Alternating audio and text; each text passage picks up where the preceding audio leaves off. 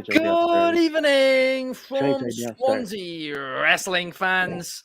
I'm your host, Ben Allison, and you are listening to Wrestling Republic's daily broadcast, your one-stop shop for pro wrestling insight, news, and reviews on a daily basis.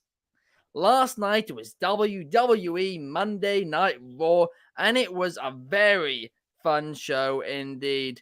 But it had a bit of a weird third hour to it. But we're going to get into all of that and more on the show today. So firstly, let me introduce to you guys, the co-host of the show, Mr. Clark Taylor. How are you, Clark?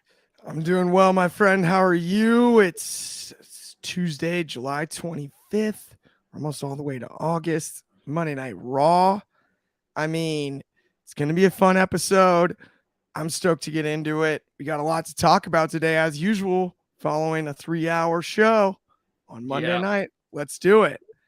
They are absolutely nightmares to organize these Raw shows because there is just so much from them. And of course, we like to do 45-minute episodes. You guys can watch it each day and have time to watch it each day. But yeah, fitting a 3 hours and a 45 minutes, it's difficult. But also joining us today, we have Dryzzy. How are you, Dryzzy? I'm good. We are back on the A show, my show, Tuesdays. Is it just me, or did this week look identical to last week? I don't know if it was like a deja vu feeling or what it is, but not saying it was all bad, but it just looked almost exactly like last week. Yeah. I mean, the opening segment really was just last week's show. It formulaic. Really yeah. Almost, right? Like, it really was. Yeah, just. I mean, Kevin Owens even acknowledged it. Oddly formulaic. Yes. Like, I just thought Kevin it was. did say it out loud. I thought it was just me, though. It was like this, like, am I in a rerun? Yeah, it is kind of bizarre. Like, it's not that it wasn't entertaining, but you did get that feeling, like, especially the first hour. You're like, yeah. Dude, I thought I saw this one. Yeah, the third hour did feel very different when it got to that. But then I'm going to be honest, I didn't like the third hour. But we'll get into all of that and more. Let's just get into straight away the opening segment. And this was the segment which was just the exact same as the segment last week on Raw. And that was the Judgment Day coming out, opening the show with a promo to then be interrupted by Kevin Owens and Sami Zayn. The difference, of course, this week is Dirty Dom is the NXT North American champion. So before Dom came out, they played a video package about him, and this was to get the fans to boo even more, and I love that. He then came out, and then he played a video package about himself as well. It was golden. I really like that, but then Sami Zayn and Kevin Owens interrupted once again. Kevin Owens even was like, I swear we did this last week. Why are we doing it again? And then it basically all led to Sami Zayn facing Dirty Dominic Mysterio for the North American Championship at the end of the first hour. And that was a decent match, right? Everybody was sent away from ringside quite quickly. Just, a couple minutes into this match. And Dominic was, panicking. Then he was like, oh no.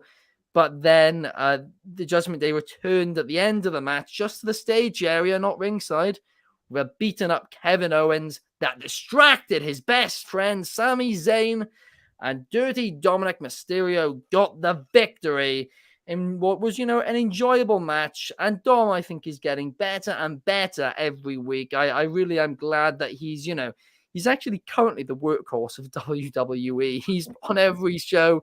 He's working really hard and he's putting on good matches. I'm not going to complain about that. Is he still a bit green? Yes, but there's only one way to be, not green anymore, and that's by working, which is what he's doing. So I don't understand why, some fans on social media are criticizing him for that. It's like, what are you meant to do? But Clark, what did you think about the opening segment of Monday Night Raw? I mean, Sami and Kevin are so entertaining on the microphone, both. I love the idea of Kevin kind of doing the dirty work, giving you the mini punchlines along the way, and then Sami gives you the big punchline at the end. I found that to be as entertaining as could be. The match, I'm starting to get annoyed about how many losses our undisputed tag team champions are taking. That, speaking of formulaic, back-to-back weeks, Yeah. Forget, right? It's not a new week every week. Didn't they? What? Didn't they win last week? No, didn't the Judgment Day win because there's a non-title match? I believe No, so. title match. What was a title match and they won? Oh, 2 weeks ago. Only lost Still. Dom Talk last week. Yeah. Yeah, you're right. So 2 weeks ago they lost. So we're still talking about a 1-2 stretch. True, yeah. Statistically speaking, that is a cold streak. It is. I mean, I'm just saying, right? And it's not ideal when you've got guys the caliber of Sammy and Kevin, because wherever they go after this title reign needs to be back towards the main event picture. Because we've spoken often on this show, Ben, you and I, about Raw's main event scene being thin. If you add Kevin Owens and Sami Zayn back to it, it's not as thin. And that's not their fault. This run with the tag titles is awesome. But it needs to arrive at a location where they're both instantly thrust back into that main event scene. Yeah. No, of course, yeah. That's kind of my biggest takeaway here. I'm not sure what they're doing outside of just using the amazing on-mic ability of Sami and Kevin to entertain on a short-term basis, as opposed to tell us a story that's building to something. Because I don't know who they wrestle at SummerSlam. And will they? I should. I should know. By now, I should know. It's true. You absolutely should. I mean, obviously, the Judgment Day took him out last week. I mean, I'm going to be honest, with the size of the SummerSlam card and how, how under Triple H, they like to do less matches on pay-per-views now. Because of that, I actually don't think they're going to be defended at SummerSlam. I don't. I think perhaps the Monday after they'll defend them against the Judgment Day, maybe Dom and Priest, or maybe even next week on Raw, they somehow throw together Priest and Finn taking on Owens and Zayn to then, create more cracks in the relationship between Priest and Balor, which we'll get on in, just a little bit too. But you are right, the booking for this title reign just hasn't been great so far. I'm starting to get annoyed. Go ahead, Dryzzy. I got a question. They didn't defend. Did they defend the titles at the last pay-per-view? No, they defended them on the SmackDown the night before against Pretty Deadly in what was a fun match. But yeah, again, not the pay-per-view. I'm trying to sit there and think of the last time they defended them on a pay-per-view, actually, because I feel like they haven't since Mania. Yeah. Crown Jewel against Roman Reigns and Solo Sikoa. So we're looking at what, April? And Usos as well. I'm talking about Usos pay-per-view before. So we're looking at like maybe the end of May. Yeah. Maybe the middle of May. Bad. That's a wow that you haven't had this supposed to be your most dominant tag team, because they beat the other team that was the most dominant tag team. Yeah. So your tag team division should be rolling right now. We should be seeing against the Viking Raiders, against the Alpha Academy, Judgment Day, Imperium, and Raw have a good tag division. It does. You're right there. And I'm going to be honest, sometimes when people say, oh, I can't believe this title wasn't defended on a pay-per-view, such as, the United States and Intercontinental titles, I understand that. I don't mind them being defended on the go-home show at times. If, you are having a shorter card, something needs to get cut. But tag team matches, right? Tag team matches are a nice way to break up the singles matches. So I never understand it when you don't have those titles being defended on the pay-per-view. So, yeah, I do completely understand that point. I mean, they unified the titles for a reason, too. It's like, look, you have both rosters, SmackDown and Raw, and we've joked about the brand split being dead. I think it is. But you already have that luxury anyway, so it's not like you don't have a division full of tag teams to tell a story with. Yeah, right? Two of them, That's exactly. one thing they did really well in the whole draft was splitting up all the tag teams. Both of them have legitimate teams that can challenge for these belts, but it's like they're just not doing it. It is frustrating. It is. It got to a point like about a year ago where it felt like the tag team division was empty, and part of that was because the Usos had obviously defeated everybody. But now it's in a really good place again. But the booking just isn't there for it. I mean, I would have really liked the Pretty Deadly to have a proper feud with Owens and Zayn before getting that championship match, and that didn't even really exist. Pardon? That injury is brutal. Yeah. Oh, I know, but I mean, That before just the hurt injury, that whole thing. I will give them credit there. I didn't really think about that as much as we're discussing this. That Yeah. injury threw some things off. I'm pretty sure that feud was over. They lost clean. They did, but you never know, right? At least it's True. an option still. And yeah, I didn't really think that injury probably hurt some things in that regard. No, that is a very, very good point.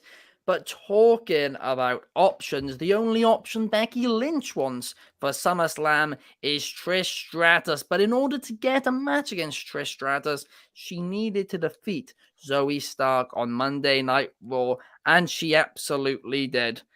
I very, very rarely disagree with Kobe's ratings for anything, right? His rating for this match, I absolutely disagreed with. I thought it was one of the matches of the week. Becky and Zoe Stark absolutely tore the house down.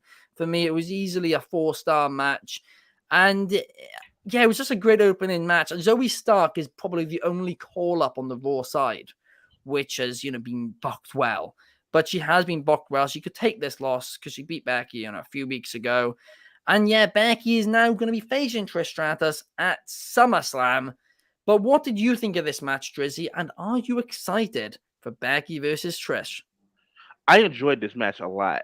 If you remember a few months ago when this call up happened, we said that one of two things was going to happen with Zoe. Either she was going to be a innocent bystander in it, or she was going to rise to the occasion and be pulled up. And I don't know what's happened in the 2 weeks they've done this match. I enjoyed this match so much more than last week's match. Zoe looked great. You can tell that just being around two legends, that she has grown so much in the ring. It looks so much better in the ring. And also, we have to sit there and applaud the women's division in general, because one thing that's lacked over the years is having storylines that don't surround the title. And this one has completely overshadowed the women's title. You're more concerned with what's going on with Trish and Becky and Zoe Starks, who, like I said, Zoe has been amazing in this feud. And then what's going on with Rhea Ripley, which we'll talk about later. A big applaud. I applaud everything that this storyline has done to make somebody who is new to the division look great. Um, I can't wait for Trish and Becky, which should be completely a one-on-one situation. Now we've done every other type of version of this match we can, so now let's go one-on-one, heads up. Who's really the best? Who's really legendary? This is a women's version of a Hogan Rock, because you have somebody with the status and legendary of Trish Stratus, and you have the current the man, no pun intended, but the man, she is that, all going heads up with each other. It's something that on paper it didn't sound great, but they've run with it. Yeah. No, I 100% agree with you there. And you also did bring up a very good point, of course. It has overshadowed. This feud has been so good that it has overshadowed the women's title. And that is the only thing which has really frustrated me, other than the new call-ups not getting a lot of time, quite a few of them. The only thing on Raw which has frustrated me over the last couple of months is that, well, they've only been able to book one women's feud well, and that is Becky and Trish. They've not been able to do that for Rhea. That's the only thing about Raw lately that I've had an issue with, other than the call-ups. But yeah, this was a good match. And I know, Clark, as well, you're excited to see Becky and Trish at SummerSlam. Very excited, and I loved the Hogan Rock comparison. I hope it's WrestleMania 18-esque, and also that it maybe leads to our version of Rock Stone Cold, which would be Charlotte and Becky in today's day and age. Afterwards, one more time down the road, I think would be awesome. They all want different rosters, but again, that doesn't I understand that, but yeah, no, that's something I want to see again, especially after kind of the, for lack of a better term, drama. Yeah. The last time around, it's time to run that one back. Let's see that one again. We talked about the 4 horsewomen on yesterday's show, I believe it was. And I said Charlotte, I think, is the one that should have 17. She should break her dad's record. Becky, though, is her ultimate foil.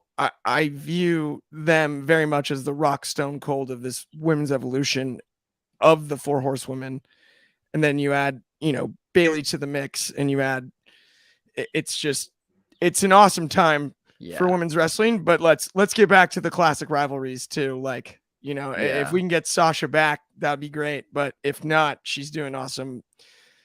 Well, she was pre-injury in New Japan, at least, doing nothing. Yeah. And we're talking about, classic rivalries. Here's a rivalry which, Clark, I don't think you're going to say is going down as a classic, and that is Cody Rhodes and Brock Lesnar. And Cody Rhodes came out on Raw, and he cut a really good promo. I mean, this week it did have a bit more of a point to it, rather than the one a couple of weeks ago, which really had no direction.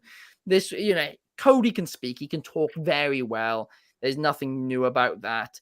But the one thing I did feel that this promo was missing was just Cody saying, I think we should make this a match, because he was hyping it up like he doesn't want it to just be a match. We'll give it a stipulation then. And that's what everybody's been waiting for. It's like just over a week now until SummerSlam. SummerSlam's a week from Saturday. I really expected Cody to add a stipulation during this promo, but Clark, we know at times you've not been the biggest Cody Rhodes guy when it comes to his promos lately. What did you think about this one? This is going to blow you away. Back-to-back weeks. I really liked it. What? I dug it. It's his best one since the Rollins feud, by far. Far. He looked directly into the camera. He told the story for the first time, and he did what I was asking for. It was not just about you made it personal with my mother, not just about you broke my arm, not just about the history, not just about what it would do for my career. He put it all on the table. Brock's going to give that stipulation, and that's who should, because that's how we're going to stack the odds again, just to build upon this even further, right? Cody, that was his baby face of a promo as he's cutting a wow. I had a nitpick for criticism. The one thing that I can laugh about is when he said everyone's seen the clip, and I thought he was talking about his tie clip, but that's not the point. Other than that, this was Cody's best promo since the Rollins feud by far. I'm excited to see the match. I do still believe there will be a stipulation, but it's going to be on Brock's terms, because Brock's going to lean into being who he is. Does not care. He does not care what Cody's mom thinks about the history, about the future, about the past. He's just going to whoop Cody all around the arena as best he can. I'm excited for it. More excited than I expected to be. Wow. Well, I'm glad to hear that, and that tie clip reference that made me laugh on that one. But yeah, I'm getting excited for this match now. I'm gonna be honest. I've been excited for the other two matches too. I thought the one at Crown Jewel, I thought that was disappointing. I didn't like that one very much. But the other one I did like, and even the Crown Jewel one, I liked it until it got to the point where he just wouldn't tap. And then that's when I had the big issue. But I mean, overall, I have enjoyed the feud personally. But yeah, Cody, he got a good promo last night, and he did explain things. He explained why, it means so much to him. And if Brock does add a stipulation next week, well, I would love that. I really, really would. Fight pit. I think you wanted Shayna versus Ronda in the fight pit. Both. Both 2 in one night. Go ahead and do that. Get a men's one and a women's one. If they're gonna have it above the ring, you might as well use it twice. You know what? If any match needs to be a gimmick pay-per-view, that's the one. Yeah. No, I'd agree. I would. I love the fight pit. I really, really do. Plus, I think Cody Cutter off the platform, or an Osprey. But I mean, the one thing which really did interest me, which is slightly off topic, but they kept using the word fight when they talked about Shayna and Ronda last night. So I think, Clark, your prediction about that might be true. But let's continue talking about the women's division, and let's move on to Rhea Ripley versus Liv Morgan. I don't think this was announced before the show, I actually was kind of speculating this was going to be the SummerSlam match because I didn't think they'd have time to build up Rhea Ripley versus Raquel Rodriguez, especially considering the injury angle. But they did another injury angle. Rhea Ripley took out Liv Morgan, and it was brutal. And Corey Graves had, well, at the time, what I thought was the call of the night. He's had another one later, which was better, which I'll get into. But Corey Graves said, this is what happens when Oppenheimer takes place in Barbie Land, as Rhea Ripley just absolutely murdered Liv Morgan. Rhea looked like an absolute beast in this. She was just standing over Liv's dead body, laughing, shouting at her. It was brilliant. It was everything a beatdown should be. A lot of beatdowns, especially the way they're booked in the women's division a lot of the time, don't feel like that. This one was perfect. I loved it. Rhea Ripley is money, so why aren't they, giving her big feuds all of the time? That's what I don't understand. But this segment itself, I really did love. Dryzzy, what did you think about it? I wanted this to be the SummerSlam match. This is like they have history. There's a story told with it. This should have been the SummerSlam match. Now, not as how it happened, but the matchup. Yeah. I love the fact that Rhea is literally bullying the women's division. There's two ways to keep a title in wrestling. You can either beat everybody or literally beat everybody. And she is beating everybody. So if you want to, you can try and challenge if you want, but you're not going to want to. She has bullied the Raw women's division into submission. Anybody that is a possible challenger, she's taking them out before they can even step up the challenge, which is a unique way to keep your belt. Yeah. It's not cowardly. It's something you'd almost expect Brock Lesnar to do. You beat everybody enough, like, you know what? Don't come for this belt. Go face Chelsea and Sonya for their belts. You're scared of me. And she has done a very good job. And I feel like that's the story that's being told.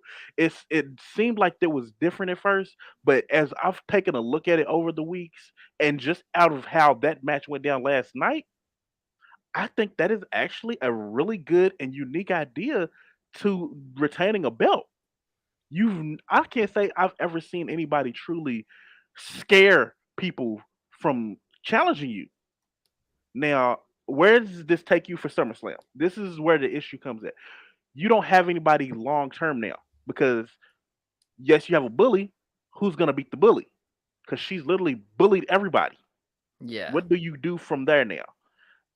That that is the only issue I have with this. If you don't have somebody that's gonna sit there and stop the bully after a while, or at least confront the bully, we're doing all this for nothing.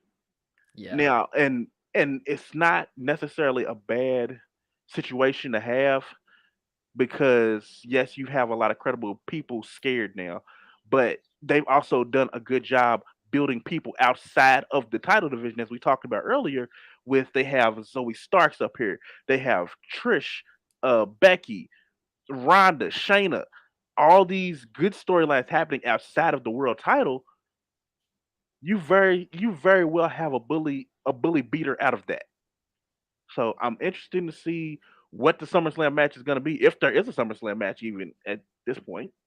Yeah. No, I mean, that's true. I really hope there is a women's match, but I also love your perspective there about, it being a very different route, the champion just completely murdering all the challengers and just not giving them an opportunity to even challenge. I mean, call me old fashioned, but I do like the champion has to defend every 30 days. But let's be real, they've not done that with Roman Reigns like at all.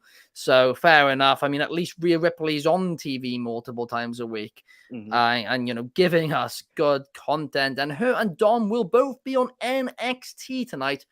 And actually, Rhea Ripley, I believe, is going to be confronted by Miko Satomura on NXT tonight, if I'm correct in saying that. I might need to quickly fact check that there. That could Maybe be I was interesting. dreaming it, but I'm pretty sure. Did you dream that? I hope I didn't dream. Imagine if I did. But of course, Kobe said in an opinion What if article, you dreamed it? It hasn't been reported and it happens. Now that would be cool. that would be. I mean, at that point, I think Now WWE we're would have to talking. just hire me. At that point, I believe Ben is booking WWE. But we're gonna have to wait and see. I'll give it a search in a minute, and I'll double check it. I'm pretty sure that is gonna be happening tonight on NXT. But let's talk about something which did happen for certain.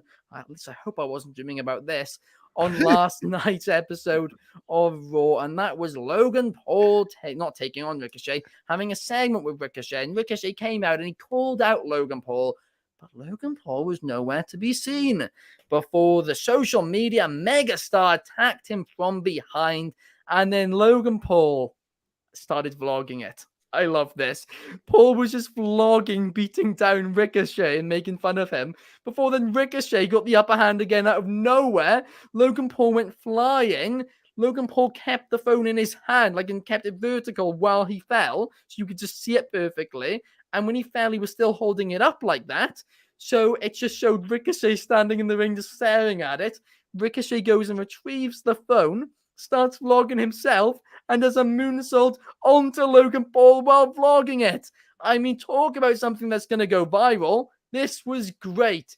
I'm not sure if Logan Paul's posted it to Instagram, but I certainly hope he has, because that could, bring a lot of views to WWE TV. Absolutely brilliant. When you have somebody such as Logan Paul with the social media influence that he has, you want to do things like this. And this was booked perfectly. I'm excited for Logan Paul versus Ricochet at SummerSlam. But Clark, what did you think about this segment? Okay, my absolute favorite thing, maybe from the entire night, was after the kip up by Ricochet and then the super kick, Logan holding the phone on his face as he was selling on the ground. His hand is in the perfect spot holding the phone, and he's got his mouth wide open like he's out cold. It was so funny. It was golden. I loved everything about that. The segment was awesome. Logan is outstanding on the mic. I think this was actually his best work selling wise yet across the board. And that's what I was most impressed with. I'm excited for the match. I'm excited for whatever moment they come up with. It'll be awesome. And I'm shocked to say that, but that's the truth. I really do believe it'll be fun and could be a potential show stealer at SummerSlam. Oh, yes. I mean, I do hope you're right there, because, it's going to be a TikTok-worthy match for sure. I'm sure there's certain people in this industry. I mean, I'm sure certain people in this industry aren't going to like the match because it might, it might not be technically a masterclass or whatever, but still, it'll bring a lot of eyes to it, and I think it's just going to be fun. And it's not like this is the main event of the show. It'll just be fun. And fun's always I good. don't think Ignacio will be a fan of this one. Oh, no, I don't at all. No. I mean, we've got a bit of a comment here, actually, guys, and it comes from our good friend Carter Crisp, who is asking us, can someone tell Clark to take off his watch before a guillotine choke? It's my bad. This is his fault. Clark and Carter were drinking the other night, and they started wrestling on the floor. We had a nice brawl. It was great. But yeah, no, Clark, in future, make sure take that watch off before you start wrestling. You choke him out. You choke him out, show him what time it is. It's it's night time. It's night time. Actually, realistically, it benefited Carter because I was like, I got to get my watch off. This seems unfair. I've got my arm in here, and I'm like, I'm sorry, but if you take your watch off while you're choking me out, we have to fight for real at that point. That is disrespectful. Oh, hold on, wait. Oh, wait, you sit right there for a sec. Ugh. Yeah. All right. He did escape and he got me. Monster shout out, Carter. You're the man. Oh gosh, we're gonna have to get you back on the show soon, Carter. I'm with the Kimura, by the way. A slight correction, by the way, to what I said earlier. Rhea Ripley is not taking on Miko Satomura on NXT this week, unfortunately. But she is going to be fighting on NXT. She's going to be taking on Lyra Valkyrie instead. So that's still going to be excellent. But yeah, so Rhea will be competing on NXT tonight and will also be there to accompany Dom to see what lies ahead for him at the Great American Bash. And I'm just looking forward to seeing whatever Dominic wears there, because, the Eddie Guerrero, Rey Mysterio tribute he could do with his attire for the Great American Bash. That would be excellent indeed. But now let's move on to something else, which I think will be excellent. And that is Gunther and Drew McIntyre at SummerSlam.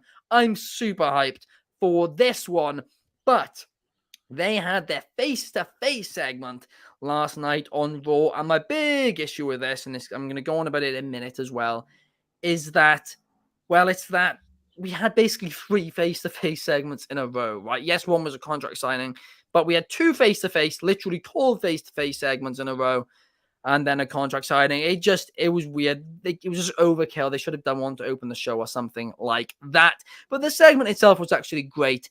McIntyre cut a brilliant promo, and then Ludwig Kaiser got involved, leading to Drew McIntyre taking on Ludwig Kaiser in what I would call absolutely a filler match, right? But I'll tell you why it wasn't a filler match. One reason, and it didn't even have to do with the action. It was Corey Graves on commentary. This man was on fire last night. He was doing a Ludwig Kaiser impression. I'm not even going to attempt to do it after the great job Graves did. It sounded like him. It was excellent. It was brilliant. I loved it. Graves, he's been brilliant on commentary lately. I'm really enjoying the Raw commentary team. They're gelling really well together over the last few months. But McIntyre got the win before Imperium took him out and then took out Riddle, who attempted to make the save. But then McIntyre got the upper hand again out of nowhere and put Gunther through a table after the crowd were, in my opinion, very disrespectfully chanting for tables during a one-on-one singles match between Kaiser and McIntyre. I didn't particularly like that part. But Dryzzy, what did you think about the segment and match that followed? My new favorite thing is Corey Graves doing Ludwig Kaiser impersonations now. That overshadowed the match. And it was a good match. No disrespect to Ludwig, Drew, anybody involved in the match, but Corey Graves doing that impersonation was better than the match. Yeah. And I need that every time Ludwig Kaiser's in the ring. Drew, classic Drew, when he's a face, it's literally so nonchalant. I'm Drew McIntyre. Welcome to Raw. It's it feels good to hear after a while because during our pandemic, that's all we got. Yeah. But it does get pretty stale pretty fast. I'm hoping that this picks up a little bit more steam soon. Gunther, this might be his biggest challenge doing them one on one. And the way that Drew uh, described how the triple threat happened in Mania was spot on. Yeah. It was basically Sheamus and Drew versus each other, and Gunther slid in and took the belt. Like he picked the bones, got out of there. Another day in the office. This match will not be that. And I'm going out of my way to say now that it's probably going to be a match of the year candidate because there's one thing that Drew and Gunther do that the Europeans in general do is they lay hands on each other. Literally, the definition of big meaty men slapping meat. They will slap pork chops and cutlasses off of each other, and that is gonna be what that match is. I'm excited for it. If you would have just told me what's happening, they didn't have any one-on-one face to face matchups or anything for it, I would have been sold. I need this match now. We need to speed it up. I want it. I want it now. Give me what I want. You've gotten me even more hyped for it because, I mean, McIntyre and Gunther, they are going to slap the living hell out of each other. It's going to be super fun. It's something I like to call an audio match. Like you could listen to that on radio and know what's going on. Yes. It's going to sound loud. Oh, it's going to be a lot of fun indeed. I mean, I kind of presume this was the direction they were going after Mania. Of course, McIntyre got injured. In fact, at one point, I thought this was the direction they were going for WrestleMania. If you watch the daily broadcast from January, that's what I thought the direction they were going in is. I mean, now for us to get it at SummerSlam, it's going to be a banger. But I'm just slightly scared that Gunther's going to lose because I really don't want Gunther to lose that title before he breaks that record. And I'm going to be honest as well. What he said about Roman Reigns this week in an interview, Gunther basically saying that Roman Reigns isn't a dream match for him because Roman Reigns came up through the WWE PC. And while he thinks that's great, that's not something which, he finds super interesting. I don't know if that comment's going to help him either. That's why I'm getting increasingly worried now that they are going to take the title off him at SummerSlam. He deserves to break I it. don't hate it though. I don't hate the comment. I don't either. It's funny. No, I don't. Because I mean, it didn't make Roman like, hold on, wait a minute. Everybody's supposed to want to fight me. He doesn't want to fight me. Yeah. Like, oh hell no. Hey. Yeah, like I love the idea of just like sloughing him off. Like I don't care. No, the issue is the rest of the interview wasn't in kayfabe, right? Okay. But the thing is, it's great when the lines are blurred. So I really hope he doesn't get in trouble for this, right? Because I don't think all so. it's done is hype up a potential match between Gunther and Reigns even more down the line. But let's now talk about something which is happening and is now official for SummerSlam, and that is Finn Balor taking on Seth Rollins, because Balor and Rollins, well, they had a contract signing on last night's Raw, and Adam Pearce couldn't be there because he was taking care of the rest of the mess the Judgment Day had made on the show. I know it was kind of a lazy excuse to get him out of this segment, but still, we'll skip over that. But Seth Rollins claimed in the segment that even if Balor wins at SummerSlam, he won't be champion for long because Damian Priest will cash in on him. And this reminded me a lot of when Dean Ambrose called what was going to happen at Money in the Bank 2016 before it happened. He said to Seth, even if you win at Money in the Bank, I'm still going to cash in on you. And guess what happened? That happened. I have a feeling this could well just be, that obvious, and that is what's going to happen. But Balor laughed the claim off. And then Priest, Dom, and Rhea came to the aid of Balor and surrounded the ring. Rollins realized, okay, this is going to turn into a fight. So he chucked the table, tried his best. Sami Zayn came to his aid as well. So it was actually, to be honest, this was also very, very similar to the beatdown in the segment before it. However, this time the help was not enough because the Judgment Day stood tall. However, it was the visual of Damian Priest standing above Seth Rollins, staring at his briefcase, when Finn Balor just slightly looked to his right and saw that and was just staring at Priest. It was that visual, that little bit of doubt now entering the mind of Finn Balor again. Well, that could just be what makes the Judgment Day, or at least the current Judgment Day with Finn Balor in it, crumble. I selfishly don't want to see it happen because I think they're great together at the minute. I think they've been absolutely phenomenal entertainment. But Dryzzy, give me your thoughts on this one. What did you think about the contract signing?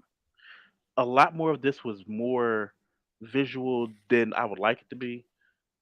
I did enjoy the whole, for years Seth and the Shield came at people just like that, and for Seth to succumb to that himself, to the fact like, yeah, there's no way to get out of this. I guess I just gotta fight my way out, and he was not able to. Um, I listened a lot to what Finn said. It sounded so much like what should have happened when this whole thing started a couple of months ago. This should have been the way it went down. He should have sat there and said, everything that has happened is literally your fault.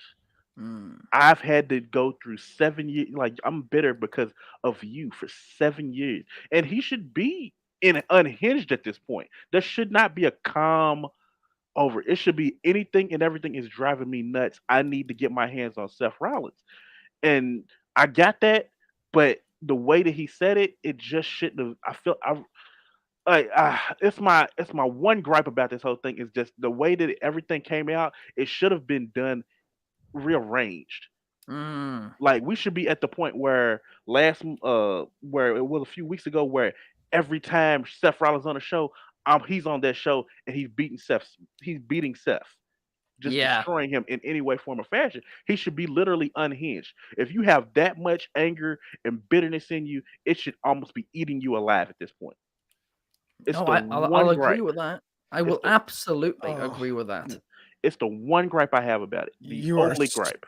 spot on, Drizzy, and I'll go even a step further. And they actually, I think they messed this up in April and then a few months before that. Because what used to happen when Balor would become unhinged? That's when Demon comes out. The Demon. Yeah. And this should be the Demon versus Seth rematch. It has it written all over it. Logically, maybe a heel Demon for the first time would have been cool, but you just can't do it after the way that the Demon's been buried against both Edge and Roman. Unless the spear is the only weakness of the demon, and somehow that's explained, and Seth doesn't have that in the bag, so we'll bring the demon back. It just makes me sad because logically speaking, that's the real rematch. It was the demon anyway when he won it. Mm-hmm. When he tore his shoulder, It's true. It's just a mess up almost in my eyes. I'm annoyed at you guys. I'm annoyed at both of you, right? Because I was excited for this match. I enjoyed this segment, and now you guys have ruined it for me. It's still gonna be a good match. Facts. It's still gonna be a great match. It's still gonna be a good match. It's still Seth Rollins and Finn Balor. They're allergic to having bad matches. That's true. That's true. It'll still be a great match. It could have been an all-time story, I guess. That's the stone unturned. And yeah, when you're like Dryzzy was kind of saying there, when you're talking about Seth and Finn, right, you really have to dig deep to be critical. Yeah. So at the end of the day, it is still Seth Rollins versus Finn Balor at SummerSlam for the world title. Like the one thing which I did like, right, is Finn Balor actually how he opened the segment, and he said, I'm going to be, mature about this. We don't need anybody. We don't need a manager or, a GM to be here. Just come out here and be mature and let's sign the contract, because he badly wanted that contract signed. And this was something which in the interview Seth did, I think it was 2 weeks ago now on Raw, where he said to Balor, he was like, this is between me and you. That doesn't need the title. That's where Seth is so wrong. Balor wants to take the title off Rollins. If Balor just beat Rollins, that isn't enough. He's already done that, by the way, since. He did that on Raw a couple of years ago. What he wants to do is he wants to take the title from Seth Rollins. He wants to get revenge. The title is, the big thing about it. And I don't think that's what Seth in kayfabe, knew a couple of weeks ago. So I didn't mind that at all. But you guys are completely correct. The demon should have come out for this match. It really should have. And yeah, they still have one more week. Yeah. They have one more week. Now, they just sat there and did this whole situation where the Judgment Day, also for the first time in a long time, looked completely dominant. Yeah. Security's outside trying to stop it. They can't do anything about it. The Judgment Day looked just dominant. Finn, at this point, should be ripping his hair out. I need to get my hands on him. And if we get to a point where we get a video package where Finn is like, I did this the Judgment Day's way, it's not working. So now I'm just absolutely monstrous. And we get what happened at the end of the Roman Reigns match, where the red light comes and you get the heartbeat and the and then the end of Raw, the demon appears behind Seth and just starts murdering him. Oh, yeah, now the contract is signed. That's when it just flips him. Oh, I'd love that. Yeah, that would be cool. I really would. One thing, which I'm actually surprised you, because you're very much a details man, Clark. I'm surprised that you didn't notice this. Balor refused to pick up the title after the beatdown. He went to consider picking it up, and he just didn't. So no. He's starting to already get in his head. He's starting to get, a little bit. Yeah, my favorite thing about him not picking up the title is the fact that we've seen it backfire on people that have lately. Yeah. So that detail in and of itself tells me we're still good to go. Well, it tells me that Balor's, he doesn't want to curse it or anything. He's worried. Right. That's how worried his character is. He doesn't want, if there was a ladder, he wouldn't be walking under it. I wonder if there's a way to actually somehow turn Finn and Priest babyface and Rollins back to a theory I presented like way long ago. Rollins takes control of the Judgment Day, and it's Rollins, Dom, and Ripley as a power team, and then you have Finn and Priest as a tag team, and then maybe Priest cashes in on Sami and Kevin. That would again, Clark. We spoke about it a few weeks ago when you first pitched that. It's a very unique theory, and I find it very interesting. But I feel like if they were gonna do it, they would have had to have already unveiled Seth by now. Like you said a few weeks ago, Money in the Bank, it would have made a lot of sense. But guys, we really hope you enjoyed this episode. It's coming to an end now. If you're watching on YouTube, please hit that thumbs up button. If you're on YouTube as well, the subscribe button. over on Spotify, a cheeky 5-star is always a huge bonus for us. But thank you so much, guys. Thank you to Dryzzy and Clark for joining me here today as well. We'll be back here tomorrow an hour earlier, 8 p.m. UK time, 3 p.m. Eastern, and 12 p.m. Pacific. We will see you guys then. Enjoy 9 your a.m. day. Hawaiian.